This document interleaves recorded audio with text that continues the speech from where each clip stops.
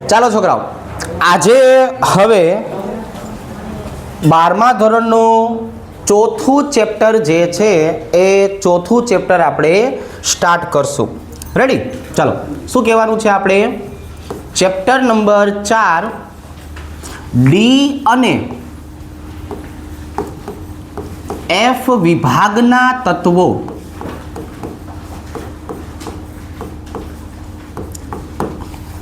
આ આપણે majority MCQ કરવા માટે થઈને આનું કામ કરશું, કેમ કે આમાંથી 4 એમસીક્યુ કમ્પલસરી આવશે. બાકીની થિયરીના જે પ્રશ્નો છે એના માટે આપણને ઘણા બધા ઓપ્શન મળવાની શક્યતા છે. એમસીક્યુમાં આપણને કોઈ શક્યતા જે છે એ મળવાની નથી. એટલે આખું ચેપ્ટર એવી રીતે કરવાનું છે, દરેક મુદ્દાઓ યાદ રાખવા પડશે અને એનાથી આપણા એમસીક્યુ ખોટા ન પડે એવું આપણે કામ કરીએ. તો આપણે આવર્ત કોષ્ટકની જો વાત કરીએ છોકરાઓ, તો આવર્ત કોષ્ટકને આપણે 4 ભાગમાં વહેંચી દેવાનું છે. કેટલા ભાગમાં વહેંચી દઈશું છોકરાઓ? 4 ભાગમાં. ચલો, કયા કયા 4 ભાગ છે બોલો ને જરાક.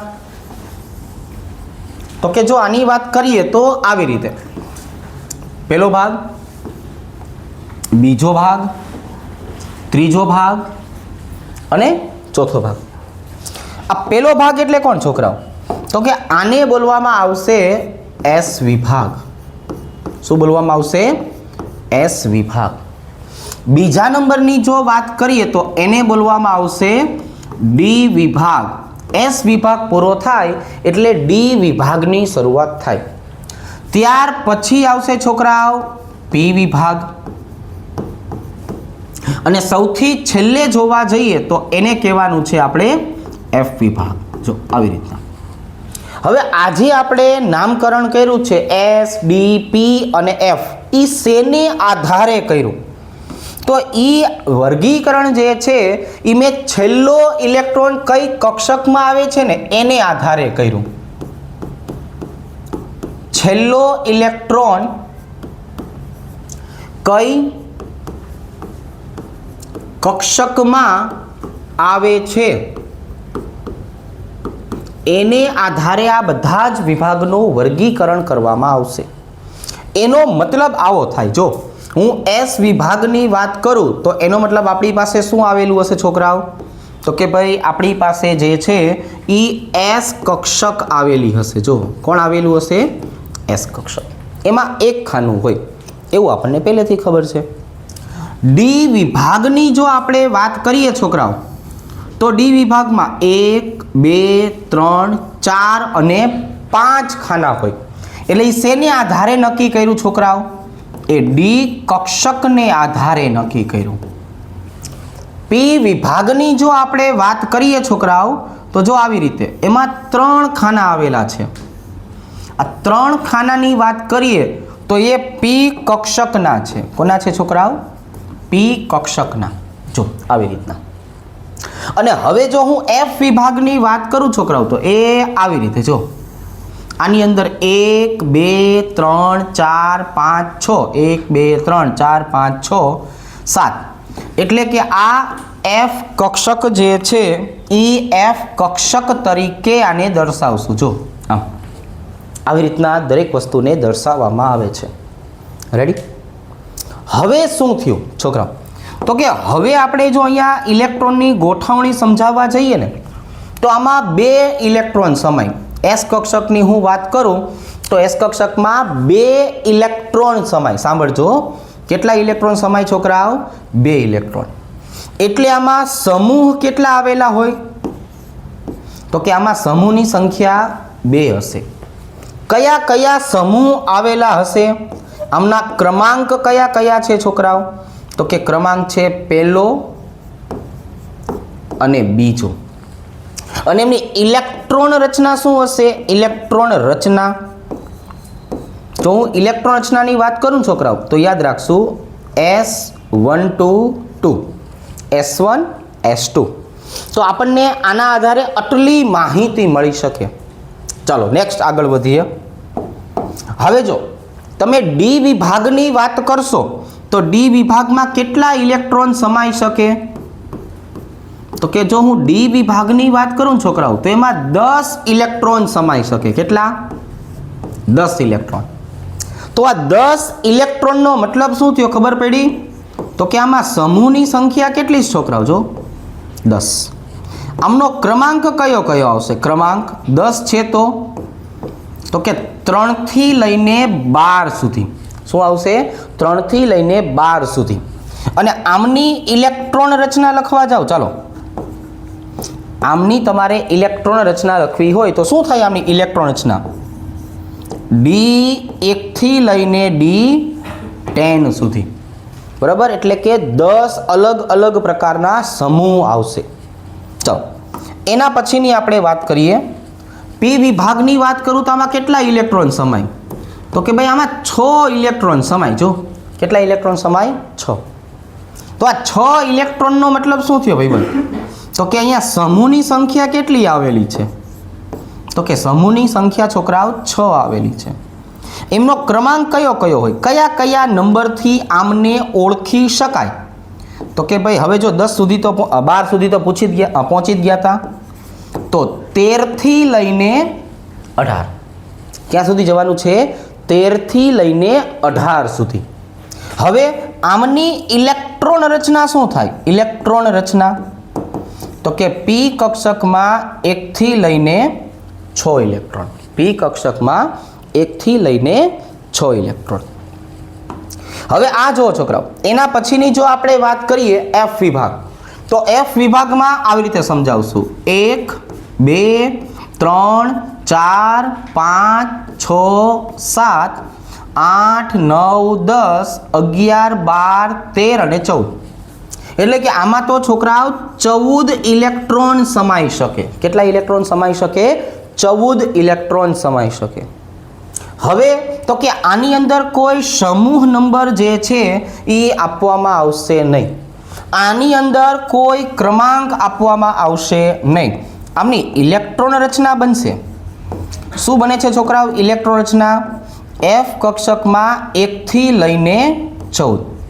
હવે અહીંયા જરાક જોવો જોઈએ છોકરાઓ, આપણે આવું શું કામ કીધું કે ભાઈ આની અંદર કોઈ સમૂહ આવશે નહીં? તો કે જો ભાઈબંધ તમે આવર્ત કોષ્ટકનું વર્ગીકરણ કરો ને, તો આવર્ત કોષ્ટકનું 2 રીતે વર્ગીકરણ થાય ભાઈબંધ. કઈ 2 રીતે વર્ગીકરણ થાય? તો કે પહેલું જોવો ભાઈબંધ, પહેલું આવશે સમૂહ અને બીજું આવશે આવર્ત. તો ભાઈબંધ સમૂહની સંખ્યા કેટલી છે? 1 થી 18. અને આવર્તની સંખ્યા કેટલી છે છોકરાઓ? 1 થી લઈને 7. તો હવે ઓલા ભાઈબંધ માટે જગ્યા જ નથી ક્યાંય. તો એ શું કરશે? તો કે આવ્યો તો છે, તો એ શું કરશે? તો કે એ આવ્યા પછી 2 શ્રેણી બનાવશે. શું કરશે છોકરાઓ? 2 શ્રેણી બનાવશે. એક કે જેને 4F શ્રેણી કહેવાનું છે, એક કે જેને 5F શ્રેણી કહેવાનું છે. હવે આ 4F શ્રેણી શેના તરીકે ઓળખાશે? બોલો ભાઈ, 4F શ્રેણી શેના તરીકે ઓળખાશે? એ ઓળખાશે લેન્થેનોઇડ્સ શ્રેણી. અને આ શેના તરીકે ઓળખાશે છોકરાઓ? આ ઓળખાવાની છે એક્ટિનોઇડ્સ શ્રેણી તરીકે. જો તો હવે અહીંયા છોકરાઓ આપણે જે ચર્ચા કરવાની છે એ ચર્ચા કોની કરશું?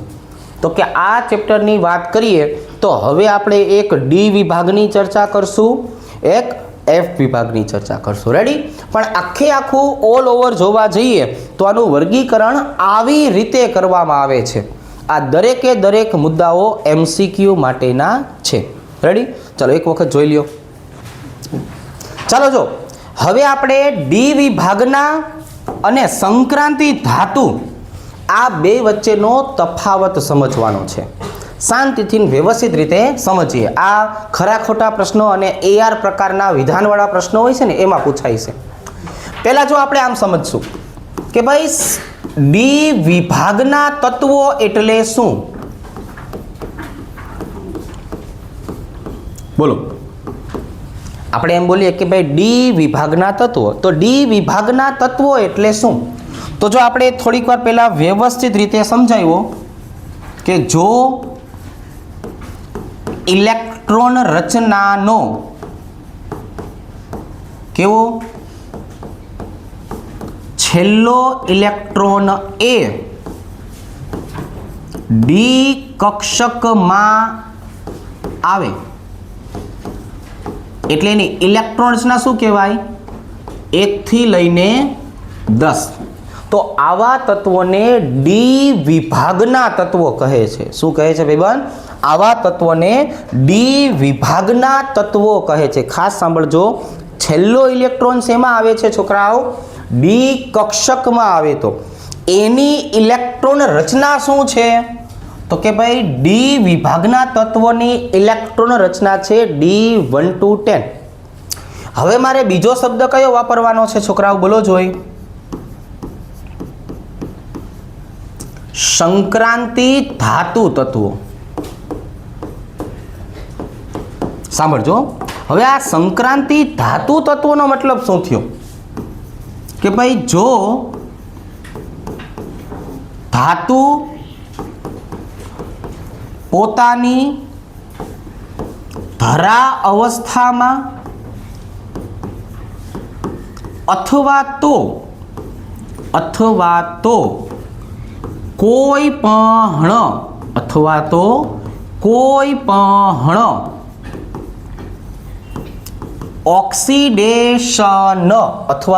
કોઈ પણ ઓક્સિડેશન અવસ્થામાં અયુગ્મિત ઇલેક્ટ્રોન ધરાવે છે તો તેને સંક્રાંતિ ધાતુ તત્વો કહેવાય. બે વચ્ચેનો મેઇન ડિફરન્સ છે કે ડી કક્ષકમાં ઇલેક્ટ્રોન હોય તો ડી વિભાગના તત્વો, અને છોકરાઓ જો ધાતુ પોતાની ધરા અવસ્થામાં અથવા તો કોઈ પણ ઓક્સિડેશન અવસ્થામાં શું ધરાવતો હોવો જોઈએ? અયુગ્મિત ઇલેક્ટ્રોન ધરાવતો હોવો જોઈએ. જો એ અયુગ્મિત ઇલેક્ટ્રોન ધરાવતો હોય તો એને શું બોલવાનું છે? તો એને બોલવાનું છે સંક્રાંતિ ધાતુ તત્વો. એટલે કે ડી 1 થી લઈને 9. એટલે કે ડી 1 થી લઈને 9. તો D10 જે છે એને સંક્રાંતિ ધાતુ તત્વ ગણવામાં આવતું નથી. શું કામ ગણવામાં આવતું નથી છોકરાઓ? કારણ સમજાવવું પડશે. હા પાડો. જો આવી રીતને કે ભાઈ સંક્રાંતિ ધાતુ તત્વોની વાત કરીએ ને તો સંક્રાંતિ ધાતુ તત્વો જે રહ્યા એ શું કરે છે? એમાં ડીડી સંક્રાંતિ જોવા મળે છે.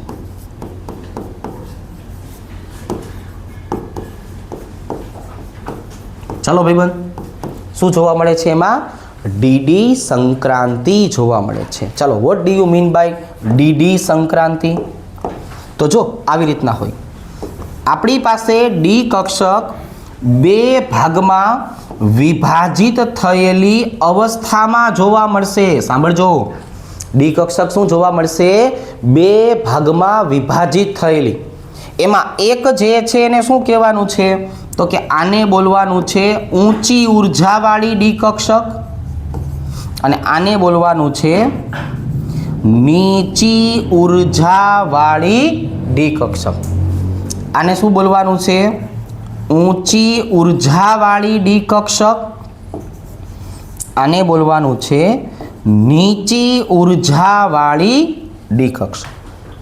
હવે તો કે હવે આપણો જે ઓલો ઇલેક્ટ્રોન છે ને છોકરાઓ, એ જો અહીંયા પડ્યો છે. જો આપણો ઇલેક્ટ્રોન ક્યાં પડ્યો છે છોકરાઓ? તો કે ભાઈ નીચી ઉર્જામાં છે. શું કરે છે? તો કે જ્યારે તમે આની ઉપર સૂર્યપ્રકાશ નાખશો, પાર જાંબલી કિરણો, એટલે તરત જ એમાંથી શું કરશે? એમાંથી ઉર્જાનું શોષણ કરશે. જો એ તરત જ શું કરશે છોકરાઓ? ઉર્જાનું શોષણ કરશે. અને ઉર્જા લઈને ક્યાં જતો રહેશે છોકરાઓ? તો કે જો ઉપલા માળે. ક્યાં જતો રહેશે છોકરાઓ? ઉપલા માળે. હવે એ જે ઉપલા માળે રહેલો ઇલેક્ટ્રોન છે ને એને એની સંક્રાંતિ અવસ્થા બોલાય. શું બોલાય છોકરાઓ? સંક્રાંતિ અવસ્થા. ચાલો લખીએ કે આ જે છે એની કઈ હતી છોકરાઓ? ધરા અવસ્થા હતી. જો પણ આ જે હતી ને છોકરાઓ, એની કઈ હતી છોકરાઓ? સંક્રાંતિ અવસ્થા હતી. જો આ એની ધરા અવસ્થા, આ એની સંક્રાંતિ અવસ્થા. સંક્રાંતિ અવસ્થામાં એ લાંબો સમય રહી શકતો નથી, એટલે એ શું કરશે? પોતાની ધરા અવસ્થામાં પાછો આવશે, અહીંથી ઉર્જા સ્વીકારશે, ઉપર વયો જશે, પણ અહીંયા લાંબો સમય રહી શકવાનો નથી.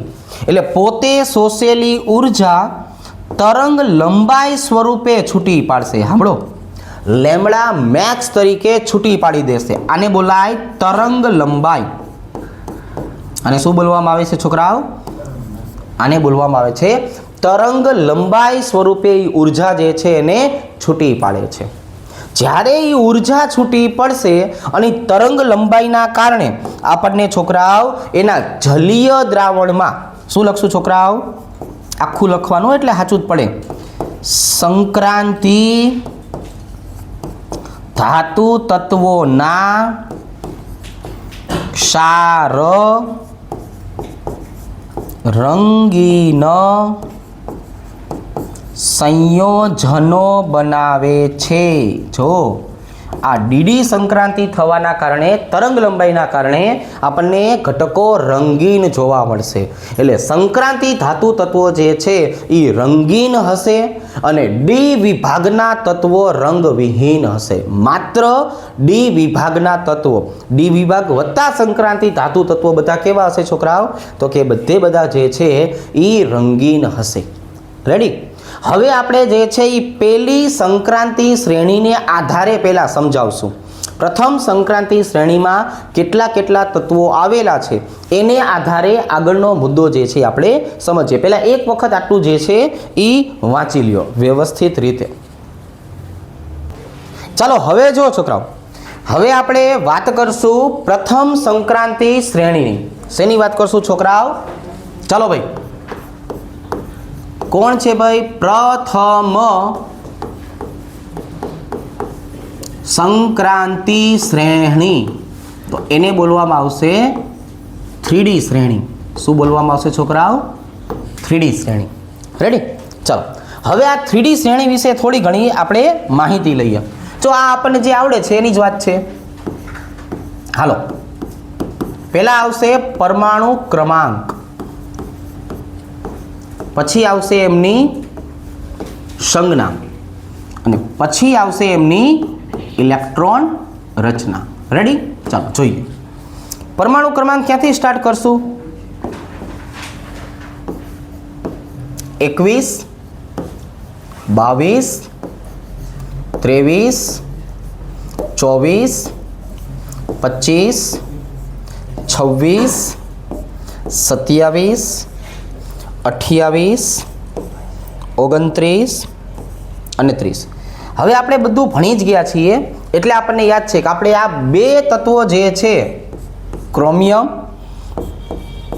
અને કોપર, આની ઇલેક્ટ્રોન રચનામાં ધ્યાન રાખવાનું છે.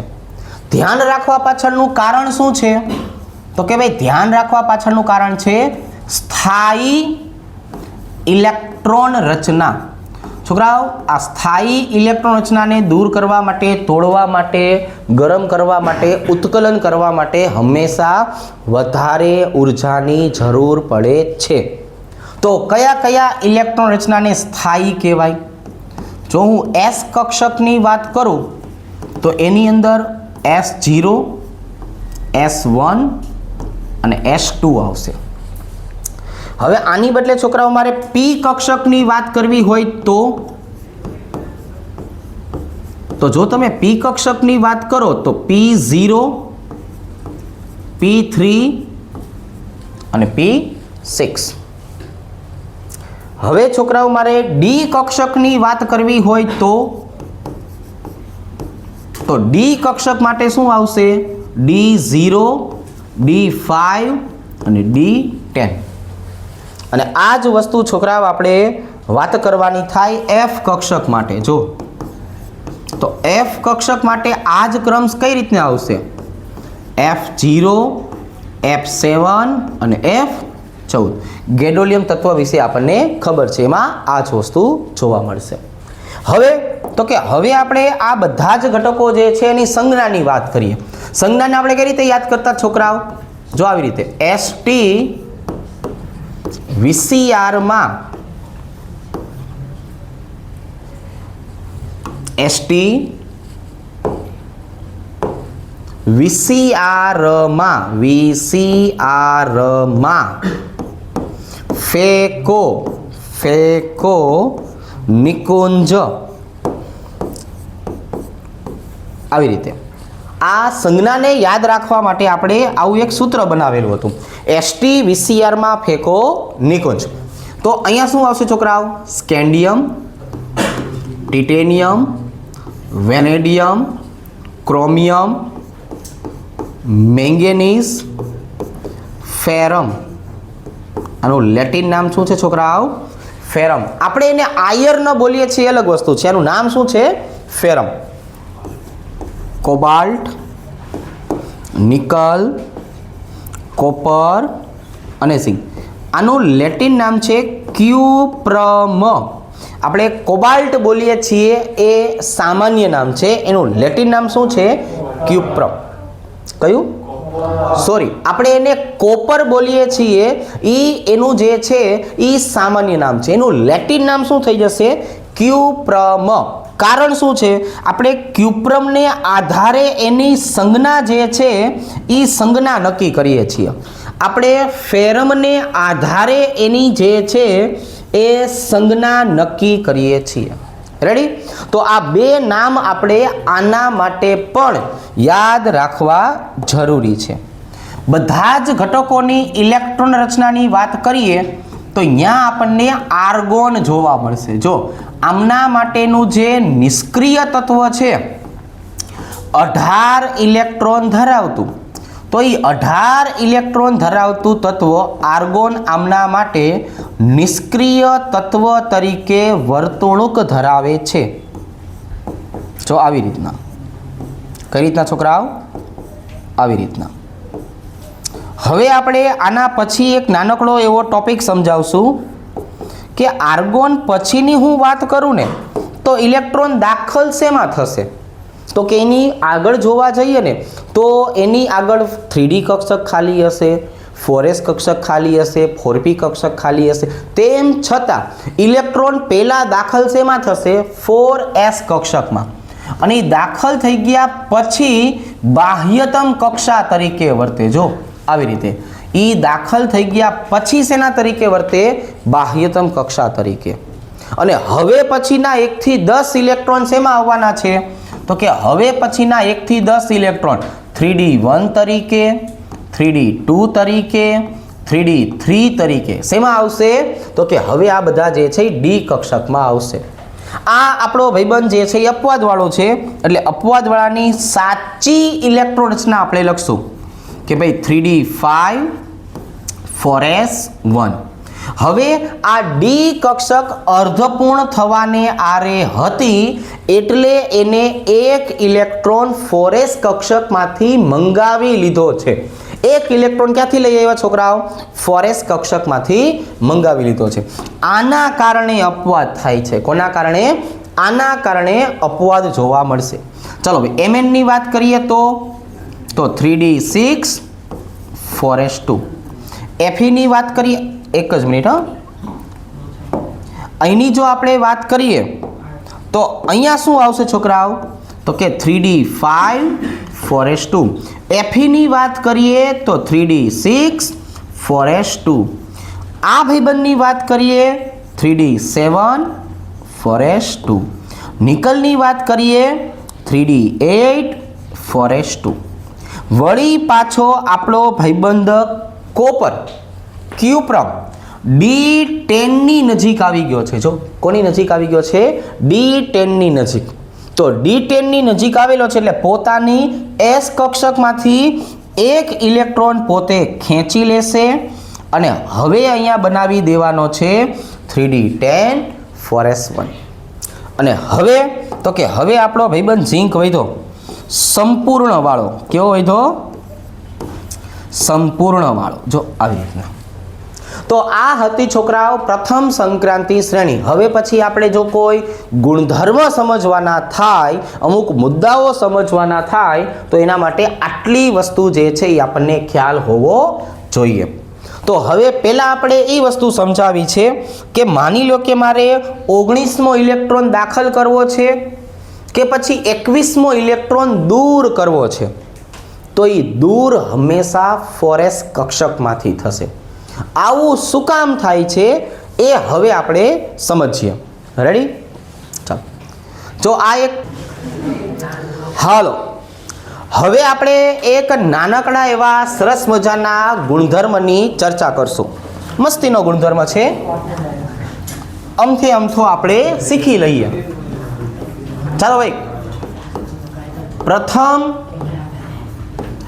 ઇલેક્ટ્રોન દાખલ થાય છે કઈ કક્ષકમાં? 4s કક્ષકમાં.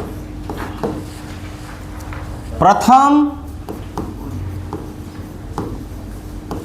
ઇલેક્ટ્રોન દૂર થાય છે 4s માંથી. જો જ્યારે ઇલેક્ટ્રોન દાખલ કરવાની વાત આવે કે ઇલેક્ટ્રોન દૂર કરવાની વાત આવે, આ દરેક વખતે આપણે કઈ કક્ષક જે છે એને ધ્યાનમાં રાખવાની છે? તો કે એના માટે થઈને આપણે ધ્યાનમાં રાખવાની છે 4s કક્ષક. કઈ કક્ષકને ધ્યાનમાં રાખશું છોકરાઓ? 4s કક્ષકને ધ્યાનમાં રાખશું. ચાલો પહેલા આપણે લખશું છોકરાઓ 4s માં દાખલ થવા માટે.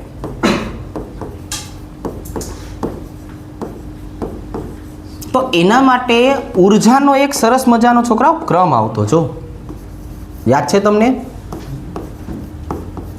ઉર્જાનો ક્રમ કોણ નક્કી કરતું હતું? ઉર્જાનો ક્રમ તો કે n વત્તા l નક્કી કરતું. n એટલે આપણને ખબર છે, l નો મતલબ શું હતો? 0, 1, 2 અને 3, s, p, d અને f. તો હવે શું થયું?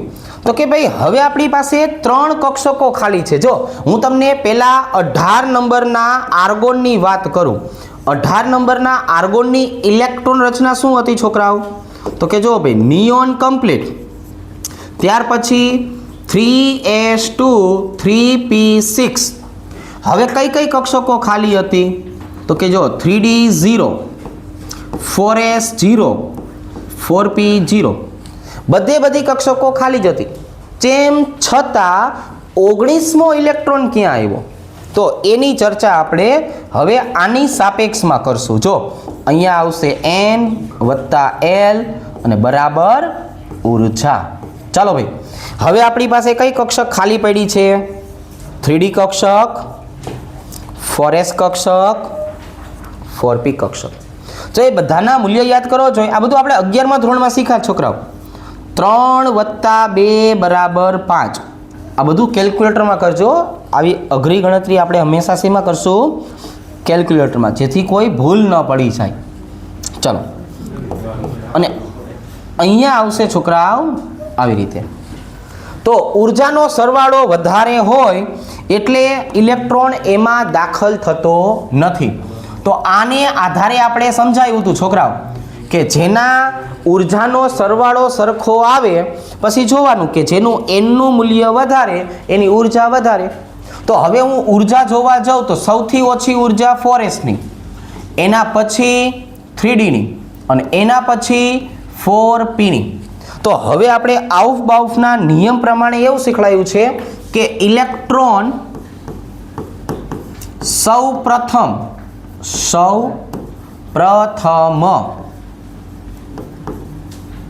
ઓછી ઉર્જાવાળી કક્ષકમાં દાખલ થાય છે. જો છોકરાઓ, ઇલેક્ટ્રોનની વાત કરીએ તો સૌપ્રથમ ઇલેક્ટ્રોન દાખલ શેમાં થશે? જેની ઉર્જા ઓછી છે એવી કક્ષકમાં. અને એ કોણ છે છોકરાઓ? 4s. એટલા માટે 4sમાં સૌ પ્રથમ જે છે એ ઇલેક્ટ્રોન દાખલ થશે. હવે આપણે વાત શેની કરવાની છે છોકરાઓ? તો કે ભાઈ હવે આપણે વાત કરવાની છે 4s માંથી ઇલેક્ટ્રોનને દૂર કરવાની. જો હવે આપણે શેની વાત કરશું છોકરાઓ? 4s માંથી ઇલેક્ટ્રોનને દૂર કરવાની વાત કરશું. તો એના માટે છે ને જો આવી રીતે સમજશું આપણે કે આ મારી પાસે શું આવેલું છે છોકરાઓ? પરમાણુનું કેન્દ્ર. જો આ પ્રથમ ઉર્જા સ્તર, બીજો ઉર્જા સ્તર, ત્રીજો ઉર્જા સ્તર, ચોથો ઉર્જા સ્તર. હવે તો કે હવે હું કેન્દ્રની સાપેક્ષમાં જોવા જાઉં તો ડી કક્ષક તમે જો ક્યાં આવેલી હશે? 1 2 3 4 અને 5. તો એ આવેલી હશે n બરાબર 3 માં. ક્યાં આવેલી છે છોકરાઓ? n બરાબર 3 માં. અને જો હું 4s કક્ષકની વાત કરું તો 4s કક્ષક ક્યાં આવેલી હશે? n બરાબર 4 માં. જ્યાં સુધી કક્ષકો ખાલી છે ત્યાં સુધી આપણને ઉર્જાના આવા મૂલ્યો જોવા મળશે. પણ એક વખત ઇલેક્ટ્રોન દાખલ થઈ ગયા પછી આ 3D, આ 4s, તો હવે જ્યારે ઇલેક્ટ્રોન દાખલ થઈ ગયા છે ત્યારે હવે ઇલેક્ટ્રોન જોવો જોઈએ ક્યાં પડ્યા છે? તો કે હવે ઇલેક્ટ્રોન જે છે એ 3D અને 4s બેયમાં પડ્યા છે. પણ જ્યારે હવે હું કેન્દ્રીય આકર્ષણની વાત કરું તો સ્વાભાવિક છે 3D કક્ષક કેન્દ્રથી નજીક છે, 4s કક્ષક કેન્દ્રથી દૂર છે. તો હવે તો જો આપણે એ લખવાનું 4s કક્ષકનું અંતર વધારે હોવાથી. જો 4s કક્ષકનું અંતર કેવું છોકરાઓ? વધારે. અંતર વધારે હોવાથી આકર્ષણ કેવું હોય? તો કે આકર્ષણ સ્વાભાવિક રીતે તો ઓછું હોય. આકર્ષણ કેવું હોય છોકરાઓ? ઓછું. અને હવે જો આકર્ષણ ઓછું છે એનો મતલબ શું થયો? આકર્ષણ ઓછું છે એનો મતલબ શું થયો? એવા ઇલેક્ટ્રોનને દૂર કરવા માટે આપવી પડતી ઉર્જા ઓછી હોય છે. છોકરાઓ કેવી હોય છે? ઓછી હોય છે. જો આવી રીતના એને આપણે દર્શાવી શકાય. તો હવે પછી ગમે ત્યારે આપણને MCQમાં પ્રશ્ન પૂછાય કે ઇલેક્ટ્રોન 4s માં શું કામ દાખલ થાય, આ સમજાવવાનું. ઇલેક્ટ્રોન 4s માંથી શું કામ દૂર થાય, આ સમજાવવાનું. રેડી? ચાલો, આટલી માહિતી એક વખત વ્યવસ્થિત રીતે સમજી વિચારીને વાંચી લ્યો. હવે આ જો છોકરાવાલો, હવે એના પછીની જો વાત કરીએ તો મેઇન ટોપિકની આપણે વાત કરશું. હમણાં આપણે ડી વિભાગના તત્વો અને સંક્રાંતિ ધાતુ તત્વો વચ્ચેનો તફાવત સમજાવ્યો હતો. તો આ આપણને કારણ સ્વરૂપે 2 માર્ક્સમાં પૂછી શકે. જો ભાઈબંધ શું પરીક્ષામાં પૂછી શકે? તો કે જો ભાઈ આની વાત કરીએ તો આવું કહેશું, સ્કેન્ડિયમ એ સંક્રાંતિ ધાતુ તત્વ છે જ્યારે ઝિંક નથી. લો કારણ આપીને સમજાવો. તો અહીંયા છોકરાઓ આપણે એક સરસ મજાનું છે ને કારણ આપશું. રેડી? શું કરશું આપણે? એક સરસ મજાનું પહેલા કારણ આપશું. શું આના માટે થઈને આપણે કારણ આપવું છે? પહેલા સાંભળો કે આપણે એમ બોલીએ કે ડી વિભાગનું તત્વ, તો આપણે એક જ વસ્તુ યાદ રાખવાની છે. શું યાદ રાખવાનું છોકરાઓ? ડી કક્ષકમાં 1 થી 10 ઇલેક્ટ્રોન, પૂરું. પણ જો આપણને છોકરાઓ પ્રશ્ન પૂછવામાં આવે સંક્રાંતિ ધાતુ તત્વ, હવે અહીંયા શબ્દ કયો આવ્યો છે? સંક્રાંતિ ધાતુ તત્વ. તો જો આવી રીતે ડી કક્ષકમાં 1 થી 9 ઇલેક્ટ્રોન, પણ કાઉન્સમાં લખવાનું કાં તો ધરા અવસ્થા અથવા તો કોઈ પણ અવસ્થા, ધરા અવસ્થા અથવા તો કોઈ પણ અવસ્થા. જો આવી રીતના. હવે સાંભળો છોકરાઓ, હવે આના પછીની જો હું વાત કરું તો હું સ્કેન્ડિયમ માટે સમજાવીશ. જો સ્કેન્ડિયમની તમે છોકરાઓ વાત કરો તો અહીંયા લખશું Z બરાબર 21. એટલે સ્વાભાવિક છે અહીંયા હું લખવાનો છું ધરા અવસ્થા. ધરા અવસ્થાનો મતલબ એવો થાય કે કોઈ ઇલેક્ટ્રોન ગુમાવતું નથી. જે એની મૂળભૂત ઇલેક્ટ્રોન રચના છે એમાં જોવા મળે છે. Argon complete 3d1 4s2. એટલે મને અહીંયા અયુગ્મિત ઇલેક્ટ્રોન કેટલા જોવા મળ્યા છોકરાઓ?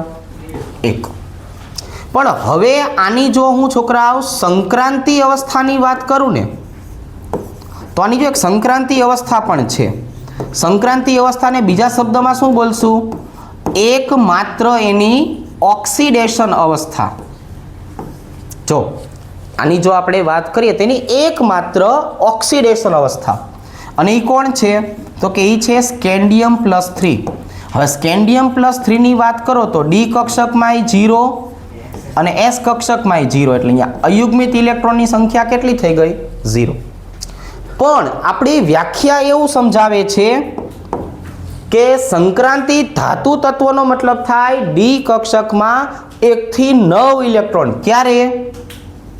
ધરા અવસ્થામાં અથવા કોઈ પણ એની ઓક્સિડેશન અવસ્થામાં. તો મને અહીંયા ધરા અવસ્થામાં 1 અયુગ્મિત ઇલેક્ટ્રોન જોવા મળ્યો. મને ડી કક્ષકમાં 1 ઇલેક્ટ્રોન જોવા મળ્યો. એટલા માટે સ્કેન્ડિયમ એ સંક્રાંતિ ધાતુ તત્વ છે. હવે જો ઝિંકનો વારો લઈએ. હું ઝિંકની વાત કરું છોકરાઓ તો ઝિંકનો પરમાણુ ક્રમાંક કેટલો? તો કે ભાઈ 30. તો આનો મતલબ આવો થાય. જો હવે હું ઝિંકની ધરા અવસ્થાની ચર્ચા કરું તો આની ધરા અવસ્થા કઈ થઈ છોકરાઓ? તો કે ભાઈ જો આર્ગોન કમ્પ્લીટ 3d10 4s2. અહીંયા 10 ઇલેક્ટ્રોન ભરાયેલા છે એટલે અયુગ્મિત ઇલેક્ટ્રોનની સંખ્યા 0. આની એકમાત્ર સંક્રાંતિ અવસ્થા છે.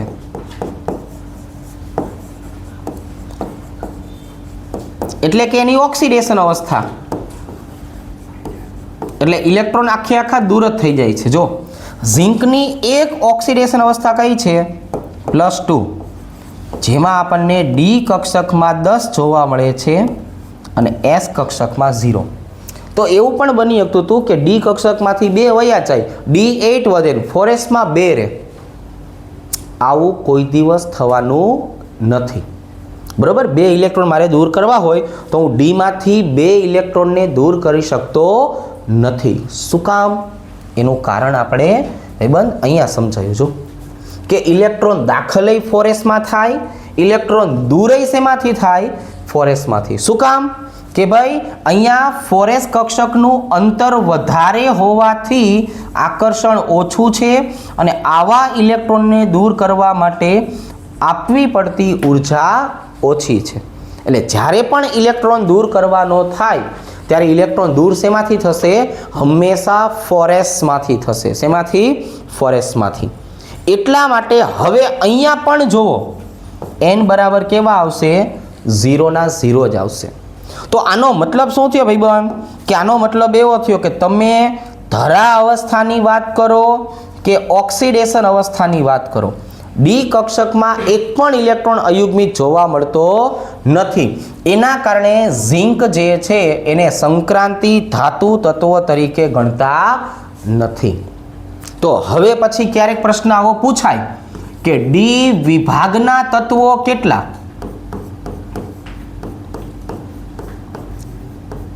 તો આની અંદર છે ને 4 શ્રેણી આવેલી છે અને દરેકમાં 10 તત્વો આવેલા છે. એટલે કેટલા થયા? 40. હવે કઈ શ્રેણી આવેલી છે બોલો ને છોકરાઓ? હું ડી વિભાગની વાત કરું તો એમાં 3D 4D 5D અને 6D. એટલે કે આની અંદર શું આવેલું છે? પ્રથમ સંક્રાંતિ શ્રેણી. જો આવી રીતના. પછી આ કોણ? દ્વિતીય સંક્રાંતિ શ્રેણી. આ કોણ? તૃતીય સંક્રાંતિ શ્રેણી અને આ ચતુર્થ સંક્રાંતિ શ્રેણી. દરેક શ્રેણીમાં એક તત્વ એવું છે કે જેની ઇલેક્ટ્રોન રચના કેવી હશે ભાઈબંધ. આની જો હું વાત કરું તો જો આવી રીતે ઝિંક +2 3d10.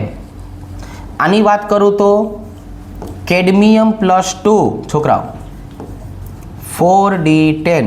આની વાત કરું તો મર્ક્યુરી +2 5d10. આની વાત કરું તો કોપરનિશિયમ +2 6d10. તો દરેક શ્રેણીનું છેલ્લું તત્વ જે છે એની અંદર ઓક્સિડેશન અવસ્થા એક જ પ્રકારની છે. કેટલા પ્રકારની છે ભાઈબંધ? એક જ પ્રકારની છે. કઈ? +2. કઈ? +2. અને એના કારણે ડી કક્ષકમાં સંપૂર્ણ ઇલેક્ટ્રોન જોવા મળશે. એટલે જે છેલ્લા ઇલેક્ટ્રોન ધરાવે છે છેલ્લા તત્વો ધરાવે છે એને આપણે સંક્રાંતિ ધાતુ તરીકે ગણતરીમાં લેતા નથી. તો હવે ભાઈબંધ મારે જો અહીંયા દર્શાવવું હોય તો આવી રીતે દર્શાવાય કે સંક્રાંતિ ધાતુ તત્વો તમને પૂછે તો હવે શું કહેવાનું છે છોકરાઓ? 4 × 9 = 36. તો કયા તત્વો જે છે એને આપણે સંક્રાંતિ ધાતુ તત્વ કીધું નથી. તો આમાંથી કોણ આવશે છોકરાઓ? ઝિંક. આમાંથી કોણ આવશે? કેડમિયમ. આમાંથી કોણ આવશે? મર્ક્યુરી. અને આમાંથી કોણ આવશે છોકરાઓ? કોપરનિશિયમ. રેડી? ચાલો. તો આ પણ એક યુઝફુલ માહિતી હતી. આપણને ગમે એવા પ્રકારના પ્રશ્નો પૂછાય તો આ વસ્તુ આપણને આવડે અને સમજાય. ચાલો હવે જો છોકરાઓ, જેવી રીતે આપણે આ બેની સરખામણી કરી ને એવી જ રીતે હજુ પણ એક સરખામણી આપણે કરવી છે. જો સિલ્વર અને કોપરની છોકરાઓ ઓક્સિડેશન અવસ્થા અને સંક્રાંતિ ધાતુ તત્વો. ચાલો તો હવે આ બેની ઓક્સિડેશન અવસ્થા અને સંક્રાંતિ તત્વ અને કેવું કે ન કેવું એની આપણે એક નાનકડી એવી ચર્ચા કરશું. પહેલા આપણે કોપરને ઓળખીએ છીએ એટલે કોપર માટે લખીએ. ચાલો કોના માટે લખીએ છોકરાઓ? કોપર માટે. હવે જો હું કોપરની વાત કરું છોકરાઓ તો કોપરની ઇલેક્ટ્રોન રચના શું થાય છે? તો કે જો કોપરની આપણે વાત કરીએ છોકરાઓ તો એમાં આપણે જો આમ દર્શાવતા આર્ગોન કમ્પ્લીટ 3d10 4s1. હવે તો કે હવે જો આપણે આની અંદર Cu+1 ની વાત કરીએ, Q+ આયનની વાત કરીએ. જો શેની વાત કરીએ છોકરાઓ? Q+ આયનની. તો Q+ આયનમાં શું જોવા મળવાનું છોકરાઓ? આ તો સ્થાયી ઓક્સિડેશન અવસ્થા થઈ. જો આર્ગોન કમ્પ્લીટ 3d10 4s0. જો અયુગ્મિત ઇલેક્ટ્રોન જે છે એ 0 થઈ ગયા. તો આને સંક્રાંતિ ધાતુ તત્વ કેવું કે ન કેવું? તો અહીંયા આપણે એક સરસ મજાનું જે છે એ વાક્ય લખાવરાયું હતું. કયું વાક્ય લખાવરાયું હતું? કે કોઈ પણ ઓક્સિડેશન અવસ્થાની ચર્ચા કરવાની અને કોઈ પણ ઓક્સિડેશન અવસ્થા છે ને એમાં અયુગ્મિત ઇલેક્ટ્રોન હોવા જોઈએ. એટલે કોપરનો એક મોટો ભાઈ છે. કોણ છે ભાઈ એનો મોટો ભાઈ છોકરાઓ? બોલો ને. Cu+2 એને ક્યુપ્રિક આયન તરીકે દર્શાવી શકાય. શેના તરીકે દર્શાવી શકાય? ક્યુપ્રિક આયન તરીકે. અને ક્યુપ્રિક આયનની વાત કરીએ તો એમાં આર્ગોન કમ્પ્લીટ 3d9 અને 4s0 જોવા મળશે. એટલે હવે જો આપણે કોપરની વાત કરીએ તો એમાં સરસ મજાનું જે છે 3d9 જોવા મળ્યું. એટલે આને સંક્રાંતિ ધાતુ તત્વ કહેવાય. અને આ એની છોકરાઓ સ્થાયી ઓક્સિડેશન અવસ્થા છે. જો કોણ છે? સ્થાયી ઓક્સિડેશન અવસ્થા. હા, તો આમાં તો સ્થાયી ઓક્સિડેશન અવસ્થા હતી એટલે આપણે એને સંક્રાંતિ ધાતુ તત્વ કીધું. હવે તો કે હવે આપણે સિલ્વરની વાત કરો. જો છોકરાઓ, સિલ્વર માટે તો શું હોય છે? તો જો આપણે સિલ્વરની વાત કરીએ ને તો જો આવું લખશું, એજીની ઇલેક્ટ્રોન રચના. બોલો, જો એજીની ઇલેક્ટ્રોન રચનાની જો આપણે વાત કરીએ તો શું લખશું? Krypton complete 4d10 5s1. ચલો, આ પ્રમાણે જોવા જઈએ તો ધરા અવસ્થામાં જે છે કે મેળ આવ્યો નથી, 3d10 છે. હવે એજીને આપણે હંમેશા જો આવી રીતે જોયેલો છે. કઈ રીતે? Ag+1 અને આ પાછી કેવી છે? એની સ્થાયી ઓક્સિડેશન અવસ્થા છે. જો કોણ છે છોકરાઓ? સ્થાયી ઓક્સિડેશન અવસ્થા.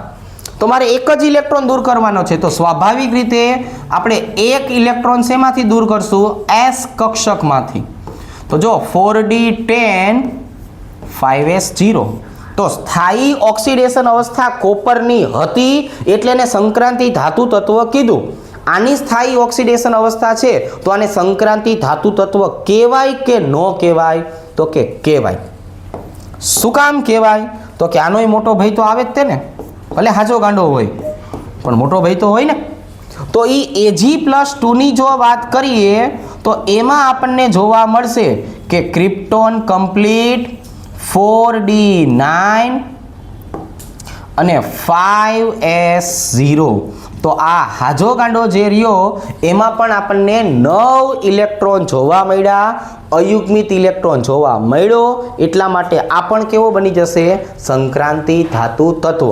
એ કઈ ઉદાહરણ તમને આવડે છે? તો કે હા આવડે છે. કયું? Ag2O. કયું જોવા મળશે છોકરાઓ? Ag2O. તો જો Ag2O ની આપણે વાત કરીએ તો અહીંયા આપણને શું જોવા મળ્યું? +1. ઈ કોના માટે? તો કે સ્થાયી ઓક્સિડેશન અવસ્થા. બીજું એક ઉદાહરણ આવડે છે? તો કે હા. કયું? AgNO3. જો તો આ બધા આપણે આમ જ જોયેલા છે. પણ ક્યારેક જોવા જઈએ તો સિલ્વર જે છે એ આપણને +2 ઓક્સિડેશન અવસ્થામાં પણ જોવા મળે છે, પણ રેરેસ્ટ ઓફ ધી રેર, બહુ જ ઓછી શક્યતામાં. તેમ છતાં આને સંક્રાંતિ ધાતુ તત્વ કહેવાનું છે. ક્લિયર? ચાલો, આજ માટે અહીંયા સુધી રાખીએ.